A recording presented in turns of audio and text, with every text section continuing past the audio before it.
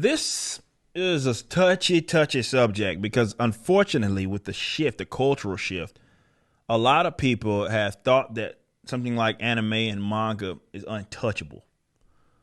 With, let's say, the Western culture war. That was the appeal of it for a lot of people and why it's grown so much in the last few years. It's replaced comic books for a lot of people, for example, in the media, because they feel like Japan is giving them material that they want and it's not filled with a bunch of bullshit, which is awesome. However, there are companies, mega corporate entities that also have saw the writing on the wall and they want in on that. It's a cash grab for them. Now, I don't know if these creators, not the creators, the people that hold the properties, if they are completely oblivious to the Western, what's going on in the West, particularly in America and its culture wars that they're dealing with, or if they just don't give a fuck. Either way, it should be terrifying. We've watched Netflix absolutely run a lot of these live action, few of them, animes into the motherfucking ground. And they keep getting rewarded.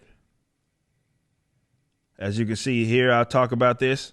I say I do not understand why the Japanese continue to allow Netflix to run their products into the ground. No amount of money has to be worth that. And what we have here is Netflix, which this is near and dear to me because Yu Yu Hakusho is one of my favorite animes. It's one of the shows that got me into it. And Yu Yu Hakusho is getting a live action series. And it arrives at the end of 2023. Why? Netflix has not proven that they're going to do any of your properties well.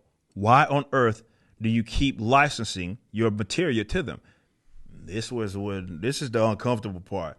There seems to be a big disconnect. Remember we covered creator of Cowboy Bebop, and he was talking about how he gave a lot of them feedback, but it wasn't even in his hands. In terms of how they are going to do these characters. He's like, I hope they fucking do them right, but I have no control over that. See, what happened is similar to what we see here, where it's just like what we see in the American market. You have great creators that don't necessarily control. Some of them may get royalties built into them, but a lot of them don't control the characters upon which that they've created. The company does. So the individual company that owns the property does. So the creator themselves don't control shit. They have no say in what they want to do. They just did all this work and they may be getting royalties, and I hope they're getting laced up. But I don't know. Look, I know Netflix has a fucking shitload of money. But apparently it's enough money that they can hold a money bag in front of these Japanese companies and say, hey, we want to make something that it's going to suck. It's going to suck, but we want to do it. And for whatever reason, these guys say, okay, we'll take the money. We know you're going to run it into the ground. Have at it. Thanks for the bread, though. So apparently that money, whatever dollar amount it is that Netflix is getting to obtain these licenses to do movies, is enough for not the creators, the people that can control the IPs to be like, you know what? I bet we'll take that. Now, I look at this as not a good thing. I think you're going to see more and more studios. You're going to get Dragon Ball Evolution level bullshit, and you're going to get a bunch of studios that are going to try to get in on this because the market shifted. And that is that people started to go away from American style comic books, not because people didn't want them, but because what's being produced is dog shit. And because of that live action market still exists, they want to now create live action films off of this popping ass culture of manga and anime.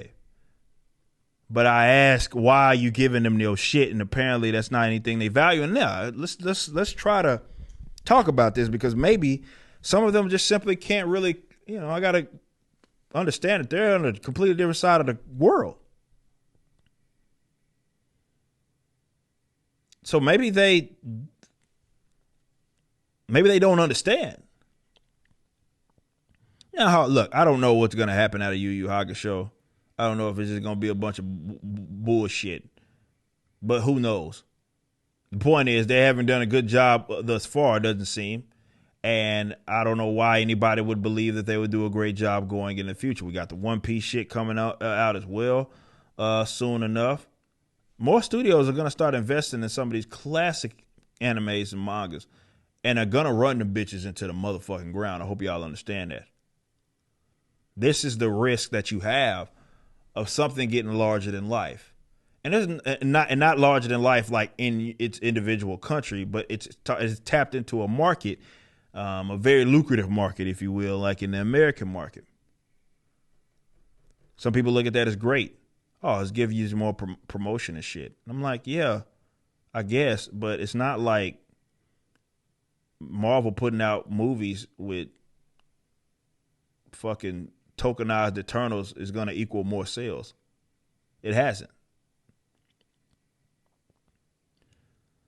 That was the unique thing about manga and the relationship with anime, is that quite often the anime sold the manga and the manga sold the anime for a lot of people. So to the Japanese, I would love for people that are in Japan, that are very rooted in the Japanese culture. Maybe I know I have some people that are from Japan that watch my channel. Help me understand. Is there a disconnect between the company that holds the property and the audience as well as the fan? Is this something that people want? Or do they not understand this kind of culture war that we're dealing with, which is hyper leftism, which has turned people away from a lot of the modern American culture, art and entertainment? So they went to manga for that very reason? I'd like to know. But it's interesting, nonetheless, because it doesn't seem that it's going to slow down no matter how many duds they put out. You just watched a clip from my podcast, For Canon's Sake. Catch us live at 12 p.m. throughout the week over at youtube.com/YoungRipper59 and follow us over at odyssey.com/@YoungRipper59. If you want to watch the entire video cast after the show is over, just be sure to become a member on the YouTube channel. Of course, the full audio portion of the podcast is available for free on all major digital platforms, or just visit forcanonsake.com.